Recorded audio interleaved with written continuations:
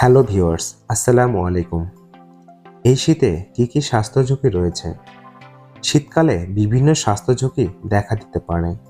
বিশেষত তাপমাত্রার পরিবর্তনের কারণে নিচে উল্লেখযোগ্য কিছু ঝুঁকি ও কারণ দেওয়া হলো। নাম্বার 1, সর্দি কাশি ও ফ্লু।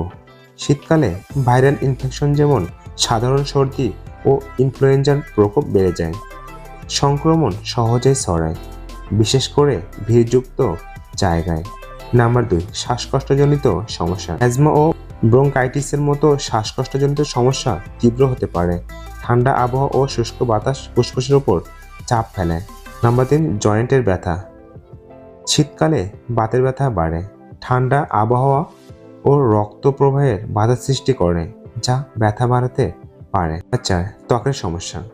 শুষ্ক ত্বক, চামড়ার ফেটে যাওয়া এবং একজিমার মতো সমস্যা দেখা দেয়। পর্যাপ্ত আর্দ্রতা বজায় রাখতে না পারলে ত্বক আরও শুষ্ক হয়ে যেতে পারে। নাম্বার 5, হাইপোথার্মিয়া বা ফ্রস্টবাইট। বেশি ঠান্ডায় শরীরের তাপমাত্রা কমে যাওয়া এবং ত্বক ও টিস্যু জমে যাওয়া ফ্রস্টবাইট হতে পারে। নাম্বার 6, হার্ট অ্যাটাকের ঝুঁকি। শীতকালে রক্তনালী সংকুচিত হয়, যা রক্তচাপ বাড়াতে পারে এবং হার্ট অ্যাটাকের ঝুঁকি বাড়ায়। নাম্বার 7, ডিপ্রেশন বা মানসিক অবসাদ।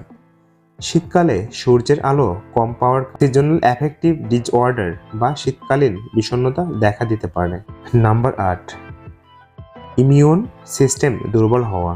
শীতের সময় দেহের রোগ প্রতিরোধ ক্ষমতা দুর্বল হয়ে যায়, ফলে সংক্রমণের ঝুঁকি বাড়ে। প্রতিরোধের উপায়: পর্যাপ্ত শীতের পোশাক পরুন, স্বাস্থ্যকর খাবার খান, বিশেষ করে ভিটামিন সি সমৃদ্ধ ফলমূল, হালকা ব্যায়াম করুন, ত্বক আর্দ্র রাখার জন্য ময়শ্চারাইজার ব্যবহার করুন, যথেষ্ট পরিমাণ পানি পান করুন এবং ঘর গরম রাখুন।